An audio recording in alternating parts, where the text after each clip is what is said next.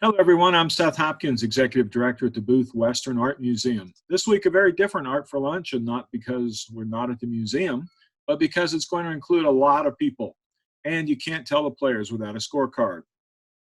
Up first, Don Victor. He's an art teacher in Erie, Pennsylvania, and he's invented a 14-point scale for scoring art, which we're going to explore today as our main topic in Art for Lunch. But he's also going to show us how he breaks down artwork to its basic geometric elements as part of his work with artists at his school. Now the panelists, made up of both artists and collectors, as well as some folks who are both of those things. First up, the locals, Mike Strickland. He's an artist and docent here at the museum, and he's the one that introduced us to Don. He's been working with him for a while on improving his artwork. Other artists joining us on the panel today include Palma Rhodes. She's the president of the Booth Artists Guild here at the museum. Also, commercial real estate broker and sculptor Barry Henderson. Photographer Lynn Henderson, who's also the president of the Booth Photography Guild at the museum. On the collector side of the fence, we have Ryan Furman. He's a money manager, financial planner in Indianapolis, Indiana. Also, semi-retired architect and cowboy poet James Edwards from Nashville, Tennessee. And collector friends Greg and Kelly Altman from here in Ellijay, Georgia. And right here at my house, the lovely Joyce, the First Lady of the Booth Museum, and yours truly. We'll all be participating as we go along in this art scoring adventure, and we invite you to do the same. So grab a piece of paper and a pen, and we'll get started. So over to you, Don. So this is how we do it. I'm going to go through 14 questions. I'm going to ask you guys these questions, and then what we'll do is we'll bring in a few people at a time, and you guys tell me what you think. And the way we're going to evaluate the work of art is, let's say the first question is structure. And so the question basically is, do you feel that the artwork has a solid composition, a solid design, a solid sense of order, or do you think it doesn't? And if you do think it does, then we would say yes. Or if you don't, you would say no, or you would say kinda. Okay. And then from there, we would find a micro impression. And so you would say, okay, if you say yes, then, well, is it a high yes, a low yes, a middle yes? And then we subscribe a number to it. And at the end, we tally it up, we divide it, and we come out with a percentage. And that becomes the score of the work of art itself. Now, what this doesn't take into consideration is, do you like it or do you not? Because that's the most important question. Okay? But let's say, as a collector, you might have, say, 5 images that you really, really love, you really like, but you can only buy one. The question then is, like, which one do you buy, right? Mm-hmm. And so then you might go and use a system like this to kind of help evaluate which might be a better buy, even though you like them all, okay? Normally, collecting is a very emotional kind of thing. It's very subjective. Mm-hmm. And so this is an attempt to kind of bring in the other half of the brain, so to speak, and have both subjective and objective criteria? Exactly. So the 14 characteristics that we're going to go through are qualities. Okay. Some are going to be what I call head, or like the analytical aspect of a work of art. The other part's the heart, which is more of that emotional connection that someone has with a work of art. And then there's the hand, which is basically like your skills, your voices, the things that are unique to you in that way. And so I break it up into those 3 different categories. All right, so the first question that we're going to ask is structure. Does the image have a solid structure, sense of design, or order? Or do you feel that it's unplanned and kind of random? Ray? Yeah. Okay, Ray. What would you say? Yes, kind of, or no? Yes, it definitely has a structure. I would give it an 8 or a 9. Okay, cool. So which one? No, I think it's 9. Perfect. The way it keeps you in there, the way the hands are facing, and keeps you revolving around that horse. Mm-hmm. I mean, I really like it. Yeah, me too. James, what would you say? Definitely has a sense of planning, and I see that easily. Is structure another word for composition? Yep, composition, a sense of design. Yeah, I'd give it You give it a what? 8. An 8. Cool. Beautiful. So what I want you guys to do is just write that number down, and I'm going to give it a number 9. I think the sense of structure and design is very high. The second question that I'm going to ask is saturation. Now, saturation is control of color. Do you feel that the artist has a sense of a control over their palette, a control over the colors that's being used, or do you feel like they're just kind of squeezing the paint out of the tube and putting it on, and it's just kind of, you know, a happy mess? Or do you feel that the artist is being deliberate and mixing and controlling the color patterns and the use of the color? You can tell the color still. I mean, it wasn't haphazardly chosen. It's very No, not at all. beautiful. For me, I would score it a 9. You scored a 9? Okay, cool. So write your number down. I'm going to give it a number 7. I like the color. I think he is absolutely he's in control of his color, especially when you're starting to work in a palette of grays like that, right? I mean, color. You have to know what you're doing. Unless I saw other works of his, I would not think that color was his strong suit. Okay. And it probably was important, but in the overall, it wasn't the most important thing. It wasn't like Van Gogh, right?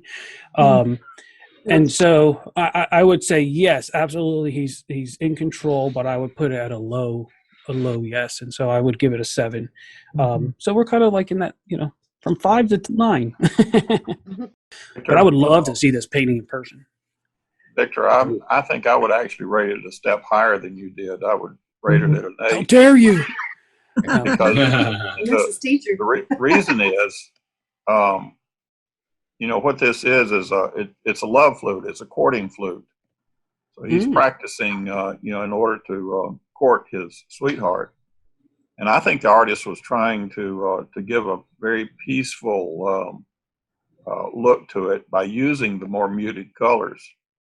So I'm thinking that the use of color that he has in there is very deliberate, and I think personally he did a good job. I agree. Mike, I didn't have you pegged for a romantic. This is very Yeah, I would love to see this in person too, because I'm guessing, I don't know if this is part of it of color, but the shading, I'm drawn to the sun in the back, and I'd love to see that kind of the ray, kind of the warmth of that. But, you know, the shading and the lighting, I'm sure in person is much more powerful than what we're seeing here. And Don, that might be one of the characteristics we get to next, right? Yeah, did I jump ahead? Well, we're going to get in shade in a second. We missed the number 2 one, which is subject. So we're going to go back one. But so my question then for you is, does it have a clear subject, point of focus? When you look at it, do you have a sense of, oh, that's what I'm supposed to be looking at? Or are you unsure? Are you unsure of what you're looking at, or where you're supposed to look, or where you're supposed to go? And so what would you guys say? The subject is pretty obvious. Oh, he nailed that one. Yeah. So that's a 9. Yeah, I would rate it 9 too. Yeah. Yeah. And so, Seth, you were saying that he was an illustrator, right? And then he became a fine artist? Yes, sir. Yeah. So, so his need to be able to communicate clearly is obviously a strong suit of his, especially visually. Okay, so next question, silhouette. Silhouette's a great question because what it's talking about is a foreground-background relationship. Do you feel that the image is a light image on a dark background? Is it a dark background? I mean, dark foreground on a light background? Is that part of the image cared for? And there's a reason for why this is important. It's called carrying power. So when you walk into a gallery, you walk into your home, you see a painting across the room, it should be able to read from across the room. And so the person who's composing the artwork needs to be mindful of what is the macro experience, and then which attracts the person from across the room. And then when they come and stand in front of it, then you get into your micro experience and you compose at that more fine-tuned level. So at a macro, does it work in terms of silhouetting? So you're saying from across the room? Yes. What does it look like? And I would say it's not going to be the one that's going to first attract your eye because of the subtlety in it, but I think it's one that draws you in the closer you get. Beautiful. So what number would you give it? Probably 7. Okay. I'm going to go a little higher than 7. And the reason why is because I want to. No. The reason why is because I love the dark figure on that light background, but as you descend, it then it changes to a light figure on a dark background. And so he's shifting, the relationships between the two. And then ultimately you go back and then you see the dark figures of the horse on the light background. Love this right here. And obviously that little horse head in the back becomes important. The white. Yeah. So I gave it an 8. You guys give it your number. Yep. Okay, so that was silhouette. Now we get into shade. And so what I'm going to do is I'm going to actually go to the next slide here and get rid of the value. Get rid of all the color just so we can look at the black and white. That's a good idea. So when you are actually studying artwork, a great thing to do is to actually get rid of all the color. Because a lot of time color will distract you from looking at really what's going on in a work of art. And so once we remove it, the question here is he planning his values in a way that moves you through the image? And more importantly, does everything that you look at have its own identity? That is not blurring into something else and you can't tell where one edge starts and where one edge ends. And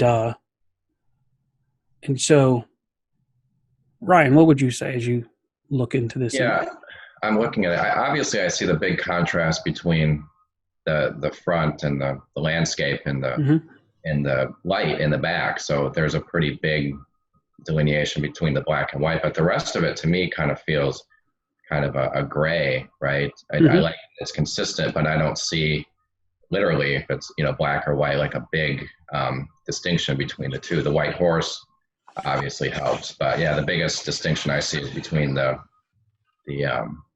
sky in the back and then the front piece, right? So that'd be the black white that I'd see, but I'd say a 6 or a 7 on that rating. Okay. Hey, Don, how about asking Lynn Henderson, our resident photographer, about the Ansel Adams 11-point scale on this? Beautiful. Lynn, what would you say? Well, I've just kind of been holding back. We're not sure how to jump in there either. I can't help but look at these as I look at photography. Mm-hmm.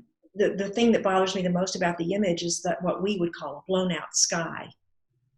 And to me, it's very distracting. But as far as the black and white and the Ansel Adams, there's not a strong tonal value. I don't think there's the 11 zones from black to white. He's kind of kept it all in the mid range, and that's not bad. If that was his intent, maybe he wanted a soft, sun-setting, even light down with all the figures. So what are you asking me? What I would grade it for for as far as in terms of the values, the relationships between lights and darks, and I'd say a 6. A 6. Beautiful. What Lynn's saying is the values are generally in a fairly narrow range in most of this picture, correct? Yeah. Yes. Yeah. Yeah, and that's artists to maintain a narrow range. Now the question then is why? Is it because there's a lack of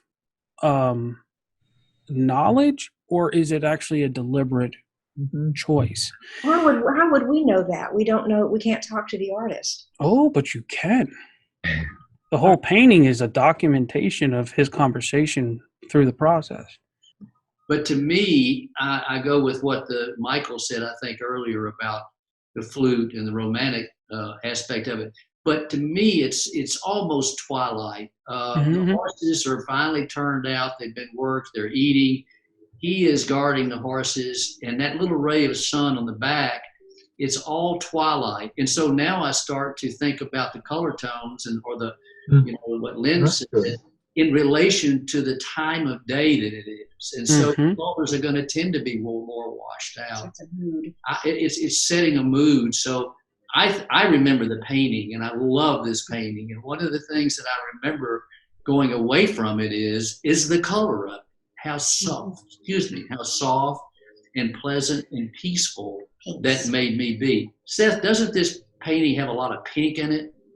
Yeah. There's a fair bit. Yeah, it's pinks and purples and what I would call pastel-y colors. Right, very, very nice. And so I guess I'm very subjective first, and then I start to be trying to apply the objective things to it based upon my original interpretation of the painting. So, or whatever that's. Yeah. No, I love that, and these are the questions that you want to ask, because having low contrast relationships like this painting has, and you guys keep calling it tonalist, right? So it's like these really, really subtle shifts of value. It does something to us. If we had high contrast, it would actually cause much more energy in us, right? Because as our eye moves through, it's like bop, boom, bop, boom, bop, boom, right? It's like loud, soft.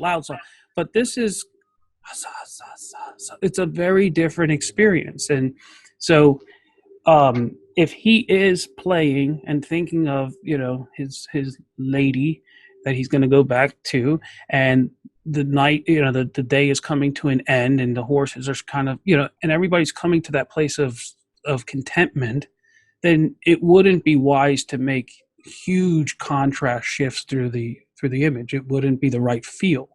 And so I would say that he's being absolutely deliberate and intentional and intelligent about choosing to keep his contrast very, very low.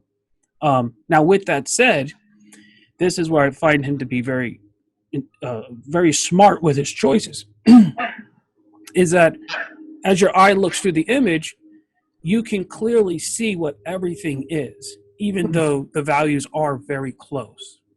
And so you know where the edge of the horse is. He's not blending into the background, right? You have all those horses in the back, and you can see where one begins, where one ends, and how the light falls and all these things. But it's so subtle, and that takes a lot of control to be able to do that. So I'll give him an 8. Is this an exercise for the consumer to help them evaluate the quality of the painting? Because I would buy it just because I love the message. Yeah, it's both. It's interesting because we buy art because we have an emotional connection to it, right? Right. But it's always nice to understand why you have that connection to it. At least for me, it's not good enough just to know I like something. I like to know why I like it. And the point you made at the beginning was, if you were standing in a gallery and there were 5 paintings you liked equally, and you had an emotional response with those 5 pieces, this might be one way to help you decide which one you like the most out of those 5 pieces. Yeah. And so, not that you would stand there with your scorecard and your 14-point scale necessarily. Yeah. But if you were thinking back to this discussion, you would, remember some of those things and try to apply them at the moment. I hope that they just learn to stop and begin to ask questions. Gotcha. Right. Don, I think that's really important. I know for Greg and I, because we're very novice at collecting still, that I go back now and look at some of the first things we purchased and wonder, why was I so drawn to that one? And to be honest, 1 or 2, I'm not that drawn to anymore. Yep. Well, it happens a lot. People buy a work of art on emotion. Mm-hmm. My father's a real estate broker, right? So there's a very difference between the people who sell residential homes versus commercial property, right? And the psychology is very, very, very different.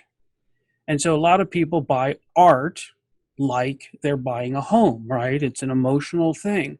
But I created this system because I had an art investor friend who was like, dude, if you can create some system that can help me evaluate work, because he had museums and galleries just sending him image, hey, buy this, buy this, buy this. And he needed some way of kind of helping him figure out what to buy, was it good art or not? And so that's kind of what got me on this to be able to break it down to these different elements.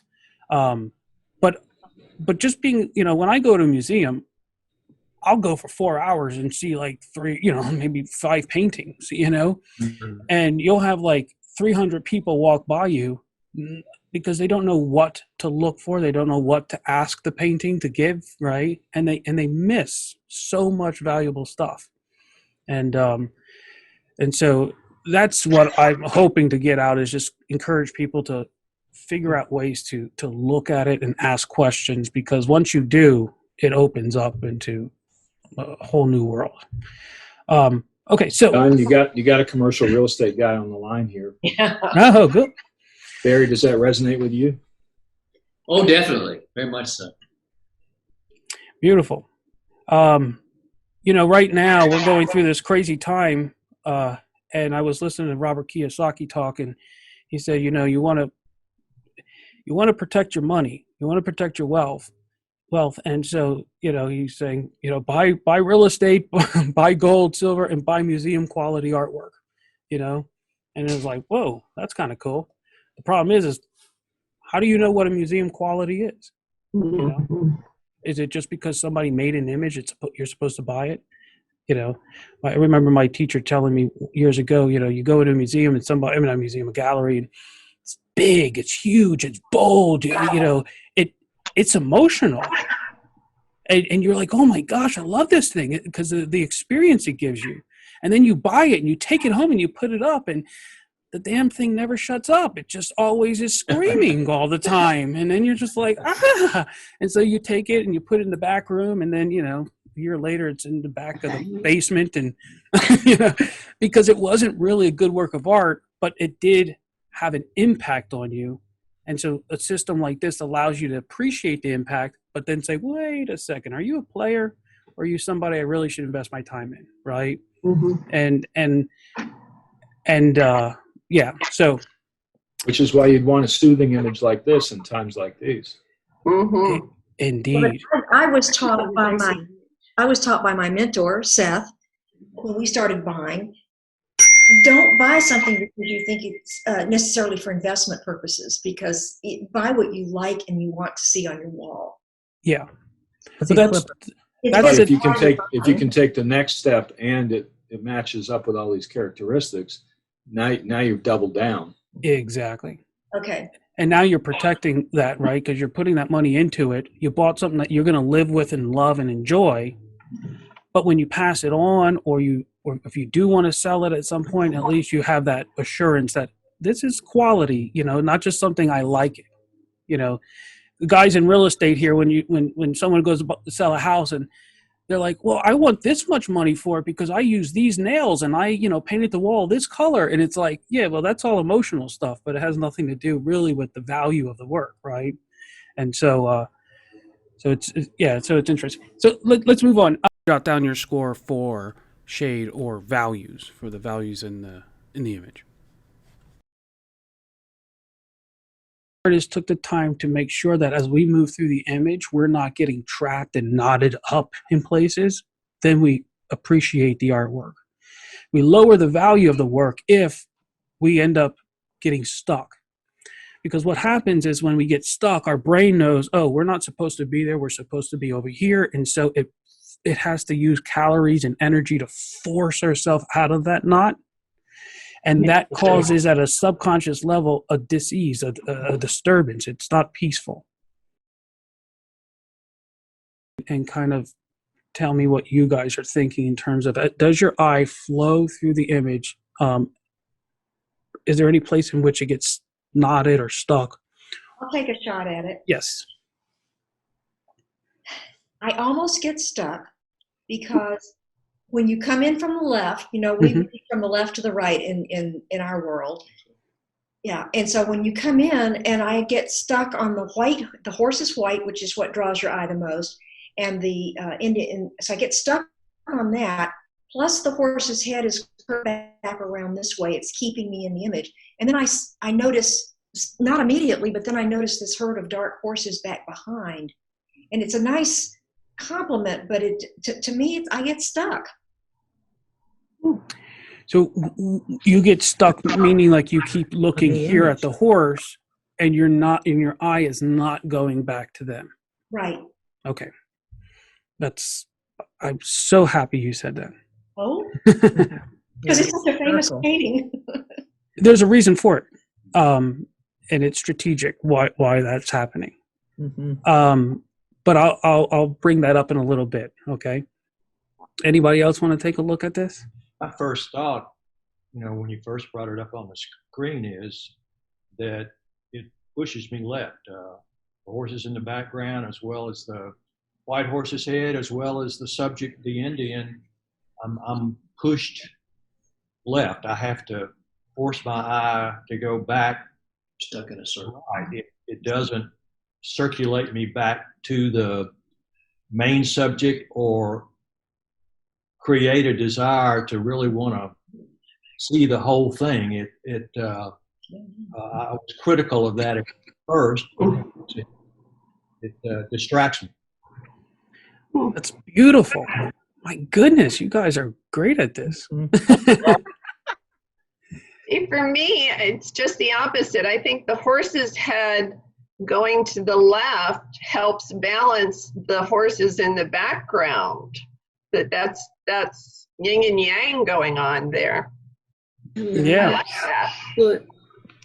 Yeah, I agree more with that. I'll be the contrarian here. And another thing too is just before coronavirus shutdown hit, I was at the booth and I was actually studying this painting. So I have a very vivid memory of exactly what it looked like. And I may be a little bit on the prejudice side because I love this painting so much. But what I found when I was looking at the original was that, yes, I started at the upper left like we normally do. I was immediately drawn to the Indian and his flute.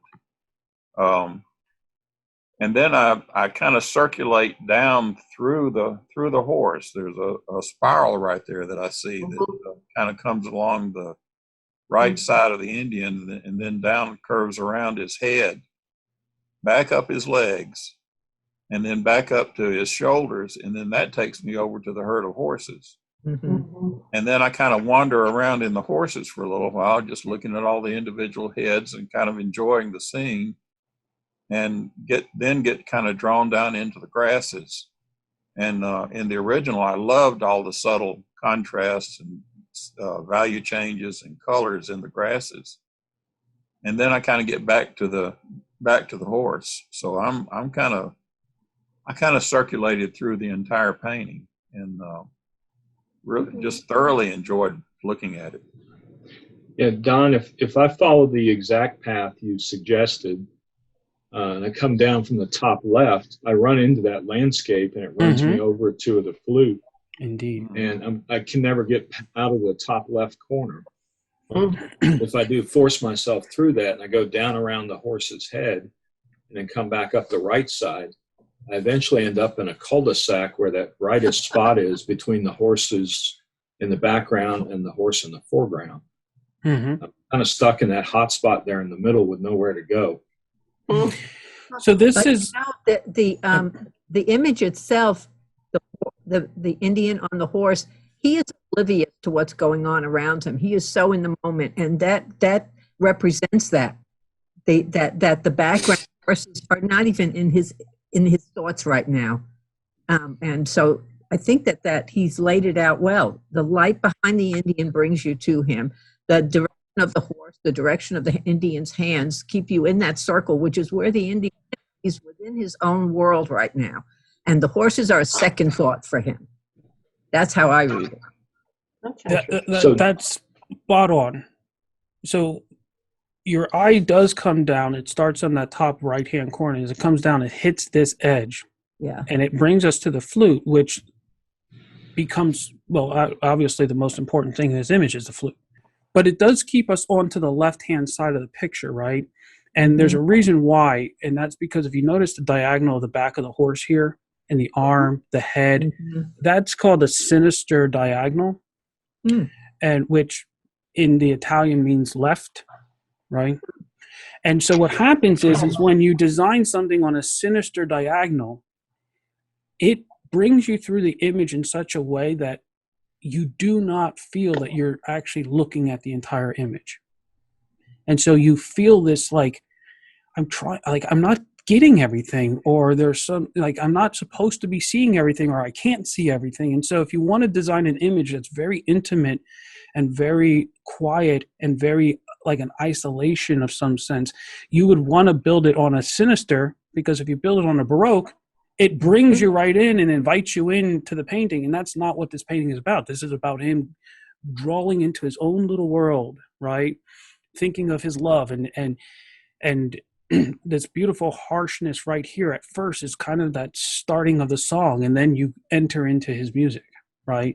And then this beautiful melody comes through and you're experiencing that.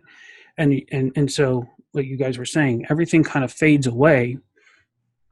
And now when you look up here, what's funny is here's this little horse head popping out. Yeah. Right? He hears the music, but we'll get to that in a minute. Here's another head of a horse. I'm wondering if that's a little female horse. And he's like, hey, you know. And so obviously he relates to this horse because this horse has a high contrast. The head of the horse is against the background, just like his is. This one here is also, but because it's a white on white, it's not as important and it fades away, right? Oh. And so when you start to see these things and you bring this information in and you start asking these questions, now you have this whole buffet of knowledge. Then you can begin to interpret the piece and understand what the intention of it is, what the emotion of it is, what the artist is trying to communicate. And it becomes very, very less about interpret it the way that you want to interpret. And it becomes a communication. He's writing, he's doing an essay on an idea in the context of a Western image. But this could be fruit on a table, ultimately, if he designed it the same way. From a personal standpoint, when I look at this painting, and it jumped out fairly soon to me, and I like horses, and I'm bad about studying horses in a Western painting. But those two horses to the right, I'm going to start back for a minute. The Indian in the horn and the horse sort of takes me in a circle, I think you were talking about. And then I leave that circle at the top where the horses, the silhouette line at the top of the herd is. But then I follow across the top of the herd, and here's these two horses walking. Those two horses are in stride. Mm-hmm. All the rest of the horses are stagnant for the most part, even the horse that's grazing. But those two horses, when I get around to that far right border of the painting, those two horses force me back into the painting. Mm-hmm. And they also create a little action in the painting for me when those horses say, well, I wish that guy would stop with that stupid flute or whatever. But these horses were moving back, and that creates a synergy or a little action for me. That's fabulous. Yeah. Good. Now, also adding to that, if we start on the left and we come through and he's playing this song, and really what the horses are representing is his thought pattern. So he's thinking, oh, I like her, and we'll be together. Right? I have to go get her, and then we'll walk together, right? Does that make sense? So we have space. Some people are saying, okay, well, it's locking us over to one side. We can get to another, but it's also bringing us back. No. The fact that you can feel that is great. Now you need to ask yourself the question is that done on purpose? Right? And if you feel that it isn't done on purpose, well, then you know that it wasn't done on purpose, right? And that's not a good thing. If it is done on purpose, then you're like, oh, okay, what is this guy doing to me, right? What is he doing? What is he trying to make me feel? Where is he trying to lead me through this thing? And so I believe it's done on purpose for many reasons. So I'm going to give it, I do think, real quick, the little light back here and the contrast, this harsh contrast back here, again, you don't see these harsh contrasts anywhere except here. And so again, it ties us to here, this long, and then, so when I look at this, I do it like I'm reading a book, right? So when I read, I see a word and I hear it in my head. And so for me, when I look at visuals, I hear sound. And so in my mind, it's like, doo, doo, doo, doo, right? It's almost like he's playing the song, right? And so if the artist wants to elevate the artwork into more of a poetic composition or even a melodic composition, they may lay things out for our eyes to bounce through, just like a poem, A, B, B, A, or music would work. You can lay out your visual elements so that our eye moves through in certain rhythms and you can feel the song being played. Signature, sometimes you look at a beautiful painting and then they sign their picture and it takes up a third of the painting. Yeah. Sometimes it's a black signature on a snow scene. And so you want to be able to ask yourself, did the artist have an intelligent approach to their signature, and does it feel that it's part of the composition? Where is it signed? Okay. Oh, Steven's signature. Down on the right corner. Yeah, totally. He's using a value that's very, very close to that area so that your eye goes through it. You know, he doesn't want the signature to violate the painting. I like that. Okay. And your eye can go around it. So I'm going to give him a 9. I think he did a great job on it. And I like the humility that he's bringing to it, right? He's like, let the painting be the signature, not my name.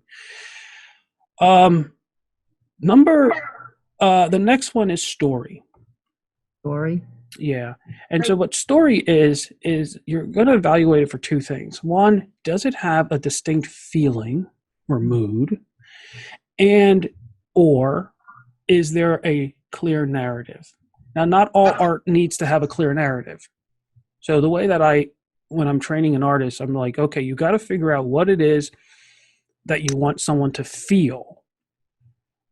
And Norman Rockwell said that one of the secrets to his success was that he could make you feel more than one feeling in an image. Okay. So therefore, once you feel one thing, for example, at the sky, it's very, very blank.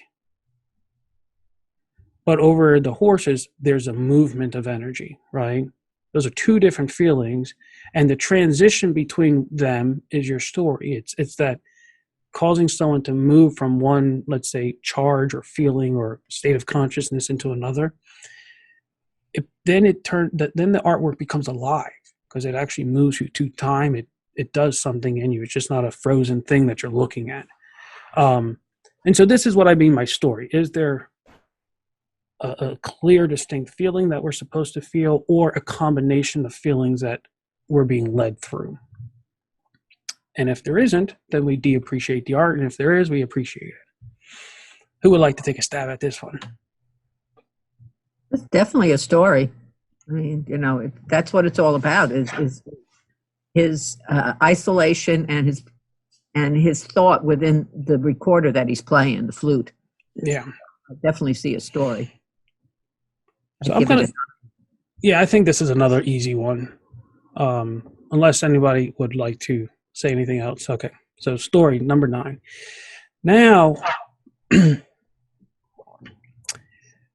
soul. Soul is a very interesting one. The way I articulate soul in an image is this.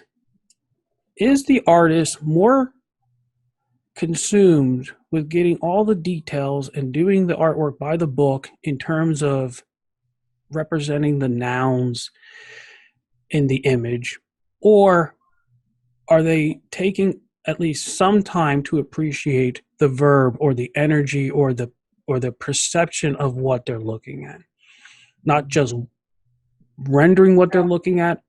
And so this is when an artwork goes from, say, copying a model to interpreting the muse, even though everything in the studio is exactly the same. It's the perception, it's the way the artist approaches the canvas. And so do you feel that they're more, that he's focused on the energy and the moment and the essence of what's happening? Or even like, let's say people who do a portrait, right? And they think, if I can just capture the eyeballs, teeth, and nose and ears just right, I captured the person. Right. Now you're all from the South, right? Yeah. So okay, most of y'all are from the South. So in the South, we have this beautiful saying. I say we because I spent a decade in Georgia. We have this beautiful saying, spit and image, right? And so spit and image comes from spirit and image.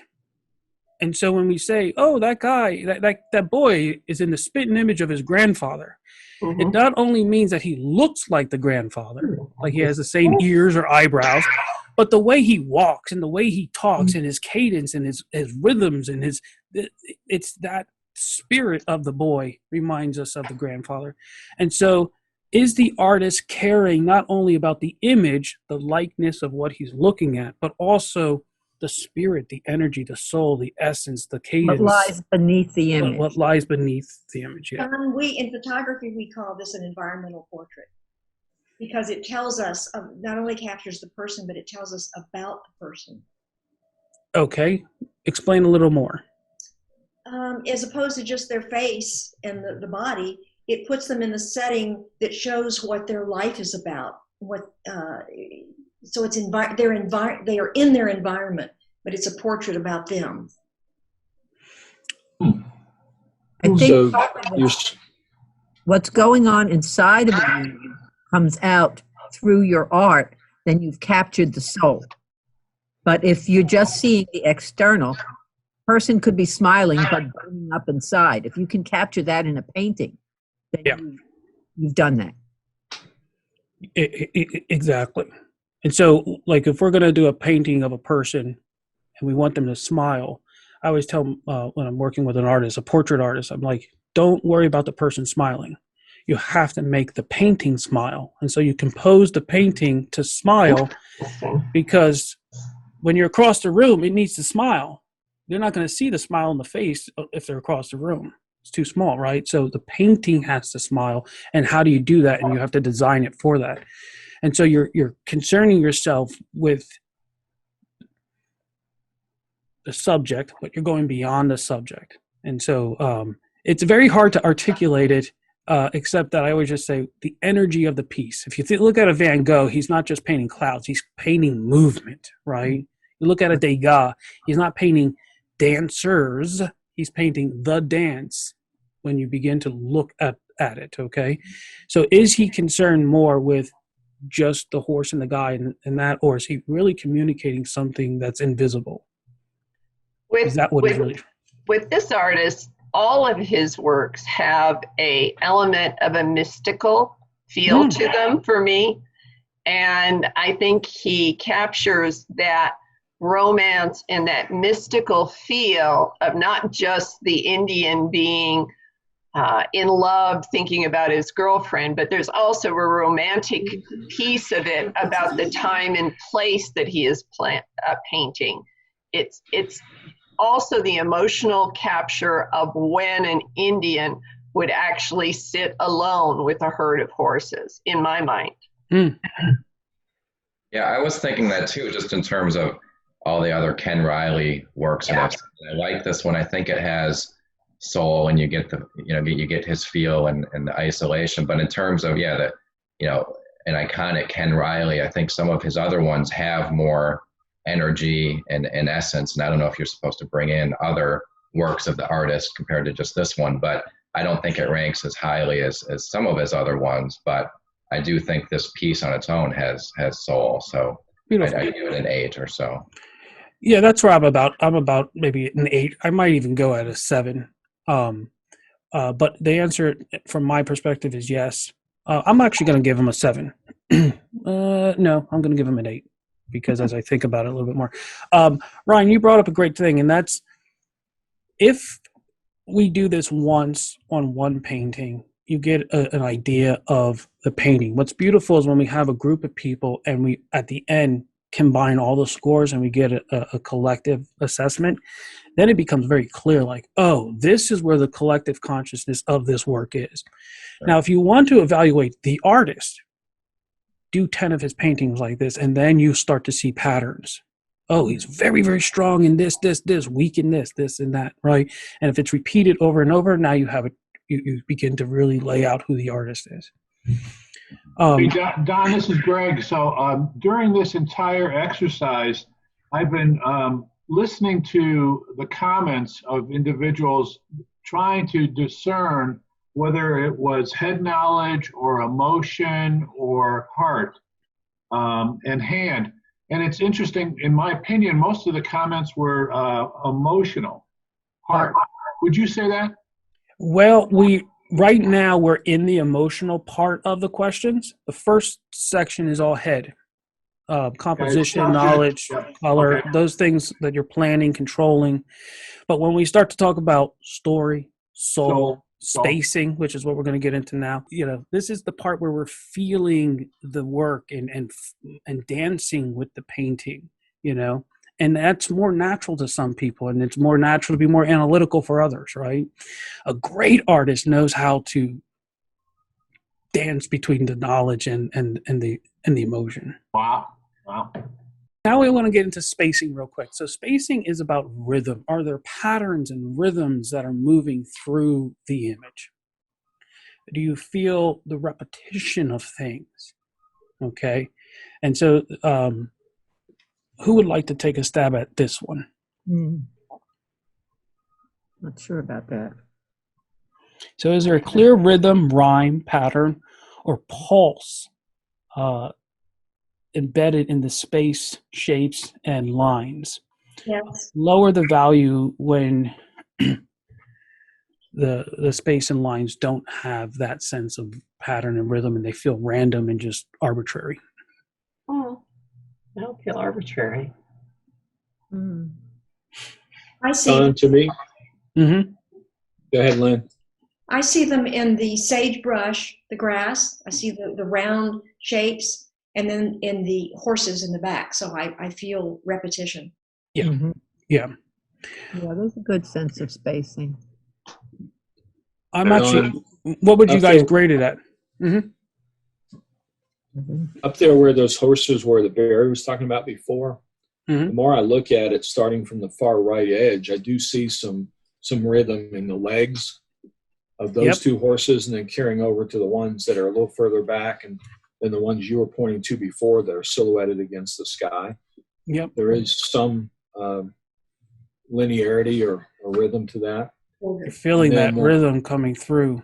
Yep. Oh, wow, yeah. Da, da, da, da, da, da, da, da, da, whatever, right? I'm not a singer, but I'm in quarantine, so I'm singing all the time. And then on a microcosm, I see that a little bit in each one of those little bushes with the brush strokes. If you really zoomed in on them, it's like the flute notes. It's a sharp and a flat and a sharp and a flat, and there's some rhythm in each one of those little bushes almost. And there's order. There's order. Yep. Beautiful. I see a wave pattern in the sagebrush too. Mm-hmm. Kind of going diagonally, again, a sinister diagonal there along the waves. All right. Let me bring something in, my little gift that I was going to do later, but I'm going to just bring it in right now so you guys can take a look at it before we grade rhythm. Okay. So I broke down this image in a couple different ways. And since we're talking about the rhythm right now, I'm just going to go to the curves because it was brought up a couple times. And so if I have a couple slides here. So if we look at this curve that's on the top, can you guys see the image? Yeah. You see that curve here? Right. Yep. It connects us from the ear of the guy all the way through the horses to the back of that horse. Wow. Now, if we take that specific curve and just begin to duplicate it, all of a sudden it's connecting the horses from here, here, over there. It's the same exact curve. It creates the back of these horses. It just keeps going on and on. If we go and we bring it down, it brings us to the bottom of the horses' bellies up through here, look at where their feet are planted on there, the bottom of the horse belly here, through here, all of these things, right? And then if we flip it, all of us, the same exact curve, you can begin to see that. Look at the value shifts in the foliage down here, right? Also, his belt, if I turn it off, you see how his belt is curved, like where his belt in his pants. Yeah. But that's exactly the same curve as all these other things that are going on. Okay, and then this is right. So this is the thing. This is what I first saw. I was like, "Whoa!" It's almost like, look at the pattern in the different values, and how he's planning all that out. And you turn that out. Lasso, and look at it. Yes. The rope coming from the Indian and up to the horse, that's one defining thing that points us right to the Indian. Exactly. That becomes that becomes what we call the dominant vertical in the image. Yeah. And so through the top of the belt here is a dominant horizontal, and it comes to the bottom of the feet. We have through the flute, the dominant diagonal, and it converges into his ear, and then you have this beautiful curve. That's the music. Wow. Playing through, right? And so it's really about not him actually playing, but about him hearing the sound of nature that he's now playing, right? And how it's reverberating through. So when your eye catches these nuances and all of a sudden this thing pops in, you're just like, whoa, Yeah, no kidding. And so that's great. I'm in the stock market, and they'd be called technical analysis on stocks. I've never seen that. I really like that. The connection. Yeah, and so if you go through here, since we're here already, if we take that flute, which is really the strong diagonal, and we multiply that all the way through, you can see how many deliberate points in the image he shifted things, like the bottom of the horse's head. All these things. Now, if we take that same diagonal and we flip it the other way, now we have it on the sinister, and you see how much is constructed along those ways, right? Then if we take it and we knock it 90 degrees, now we find how much more is being constructed. The back of this horse here, the horse, the feet coming up through, the head. And so all this stuff is intentional and deliberate. And then if we take that same angle and we flip it the other way, I mean, the bottom of the horse, the ears, the nose, the tail, the feet, his body, his head is constructed on there. So much stuff. Wow. And that's why we feel the harmony, the unity, the order that's there, because he's just like, if you're going to paint, you don't want to use every color in the rainbow. Right.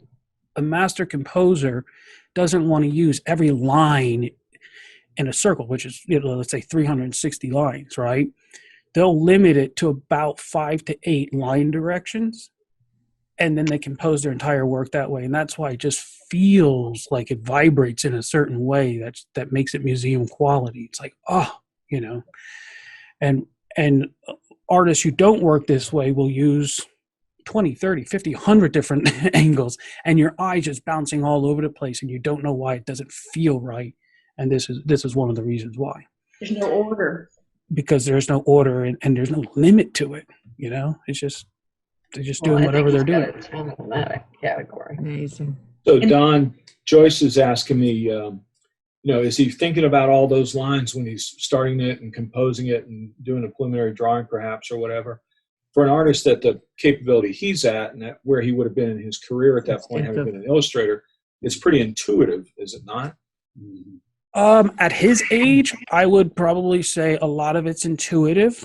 But this was a hard image to actually break down in terms of composition because he's so advanced that it was a little bit of a tricky one to get. Right. And so like this would not be an image I would give to a person who was just starting out in composition to try to analyze, because it was really, let me just go back and show it to you. It was really complicated, but I figured it out, and it all comes back to the flute. So what happens here is this. If we take that flute, right, and we extend it from the bottom corner all the way up, it gives us this rectangle. And you can see how the horse is being constructed within it. And then we multiply it over here, and now we have it over here. Then we can come in with inside these spaces, break down what we call a rebated square. You can see how he's getting locked in, the horses, the V in the horses here. How the horses over here are looking this way, but the ones over here are moving in this direction. And so this is the geometry that's underneath the painting. Now, wow. When he's sketching and designing it, he's doing a lot of this intuitively, but then he's going to come back and refine it, right? Because if you don't refine it, then you have a good work of art, but you won't have a great work of art. And so, even after years and years, you're not going to be that precise. When you're trying to teach this to your students, you're not starting with anything this complicated, but you're trying to give them the building blocks to be able to work up to doing this sophisticated a level of composition and start having it be somewhat intuitive, so it's not analysis by paralysis, right? Yeah, you always start with that emotional aspect. So you always start with a sketch, right? So let's say, I want to draw a horse here, drinking out of the water. And, and so you might say, okay, here's the river and there's a guy on the horse, and maybe he's looking over the mountain and there's something that's coming at him over here. It might be an animal, it might be some Indians, it might be something, right? So here, then I would say, okay, this is a very strong diagonal. So is it about the horse drinking? Now, maybe I might not want that. So maybe I want this. If he's really in danger, maybe I bend the horse's head up and fall right into that same angle that he's looking over at this danger that's coming at him, right? And so finding this strong diagonal becomes the key to designing and composing the entire painting. Shape is this. It's basically the relationship between positive shapes and negative shapes. A lot of artists will only focus on the positive because that. Can you guys see the painting now? Yeah. Okay. Yeah. and they're so focused on the noun and the object and the subject of what they're painting that they're not really becoming intuitive or sensitive, I should say, about the invisible parts of the work, right? And so some artists, a great artist will care for the positive, but also craft and mold and care for that negative space. So like in this painting, when I see this, I see the shape underneath the art, underneath the horse. That's a really elegant shape. Beautiful skin. And so is the artist moving through and caring as much for those negative spaces or shapes as he is for the positive? And so what would you guys say? Oh, yes. Yes, he's Yep. Mm-hmm. Well, yeah. What were we going to say? Yes, he is. I started to comment that the head is merging with the right front leg, but I don't think that matters. Okay. Oh, I see what you're saying. Yep. Mm-mm. All right. So I'm going to give it. I'm going to give it a 9 because I'm especially these horses in the back. If you look at the shape underneath their bellies and how that purple's coming through, it's just so beautiful the way the eye moves through there, and nothing is grabbing you or harsh or just all beautiful shapes. The next one is sway. This is one of my favorites. Sway is there, it says appreciate when there's a beautiful movement or motion or design or flow, right, that's been designed into the work. And do you feel this sense of an arabesque, this graceful movement moving through the image, or is it kind of just stuck and frozen? I do with the horses in the back, right? But again, not overall, but I think that was deliberate. That's a new term for me, but that diagonal, the sinister diagonal, right? So it's almost like it's by design that there isn't much sway, I would say, right? But the upper right to me definitely has it. Yeah. And a lot of artists will do that. Like when you start to look at it, especially if you look at a person contemplating, sometimes they'll have like a lady sitting here by a window, right? And this is very peaceful. But then behind her, this explosion of flowers is on the mantle or whatever. And it's not about the flowers. It's about she's in thought. And even though outwardly it's this quiet moment, the reality is this is going on the inside of her, right? Or beyond her.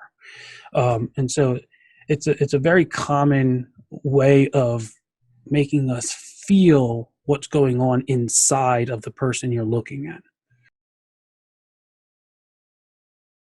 If you say yes, 7, 8, or 9, is it a high yes, a middle yes, or a low yes? I'm going to give it an 8 because I think there is a beautiful, well, I'm going to give it a 9 because I forgot about the radiating lines in the bottom, the circles in the bottom, the bullseye. That was brilliant. It's radiating. All right, now we're going to get into the last 2 questions. So, voice or unique approach, and then we want to lower the value when we look at a work and it seems kind of like a spin-off or like a lot of people working that style. Like if you put it up, it really wouldn't jump out and say, oh, that's that artist, right? You're not really sure who the artist is until you see the name. So that's the kind of thing we're evaluating right now. What was the word? What was that? What was the word? The S word? Style. Yeah. I would give him a high number, but I'm afraid I'm being influenced by his other works as well, because I walk by his work and I go, oh, that's definitely Ken Riley. I mean, he definitely has a unique look and style, especially versus the others in the museum, I think. But this one is a little for you. This now that's a great way of evaluating the artist if we're looking over a couple paintings. But in this specific painting, do you still feel that same way? I do, because of his softness of tone, his subtleness of the way that he presents his images. It's still got almost a misty feel to it. Gotcha. Would anyone have a contradict that? I think that because I'm not familiar with him, his style is subtle. It doesn't jump out at me that this is a different approach than any artists have preceded him. And so, in terms of style, I would probably rate him as a 7 or 8. Okay, yeah, that's actually where I'm at as well. So, on the next question is skill. Does the artist have a clear control over the medium, over the artistic medium? Yep, he's got that. Yeah, I'm with you on that one. So I'm at a number 9 on that. Yes. So what I want you guys to do, we're done with the 14 questions. So I want you to add them up, and then you're going to divide them. I just want to verify that 126. Okay. So when I look at this, I break it up into head and hand, and so at 95%. For the head part of the artwork, okay? And that's that analytical nature of the work. And so you can see here how it's broken down. You can see here that if he wants to raise this score, he could, well, he can't now, but, he could just worry about maybe pushing his palette, his color a little bit more, and also playing around with that silhouette, right? Everything else is really, really well. The heart part, you can see it's fluctuating a little bit more. And so with that spacing, getting more rhythm in there, being a little more deliberate about that, playing with that, and also the soul aspect of it. But again, he's he's pretty high, you know, and so he's at a 96. So between the two here, he's a really balanced artist, head and heart, and that's rare to see. I don't think I've ever seen one who's been so close on that. That's very cool. And then he drops down in terms of in this specific painting, his skill is high, but his artistic voice is a little low on this specific painting. It was 88%. Okay, give me 88%. I had 108, which is 86. 86%. James says 80. 80? Correct. Overall. 89 overall. Man, you guys are harsher than I am. I had 93%, so I was right there. Beautiful. I'll be added wrong. I have 107. You really like this work. 102. I liked his work too. I'm high. 107 is 85%. I've got my calculator here, so. Okay. Oh, 85%? Yeah. That's really good. So the museum should buy it again. Or give it to me. That this whole exercise has been very good. Yeah. As an artist? Well, it's just as an artist, but as appreciation, I think it makes me want to go and stand in front of a painting now a lot longer than I normally would. But there's so much there to read if you just stop and pay attention to it. And I appreciate your whole deal this morning. It is very, very good to look at art the way you were looking at it. I agree. And also to share art. Yes. People who aren't used to looking at, to give them guidelines. Yes. I appreciated Barry's comment. And if we have achieved nothing else today but opened eyes a little wider, then we've achieved our goal, correct? Yes. Was it. Yep. Wow. Thank you, Booth, for inviting me into your home to look at some of your art. I'm Don Victor, and I help folks identify museum quality art.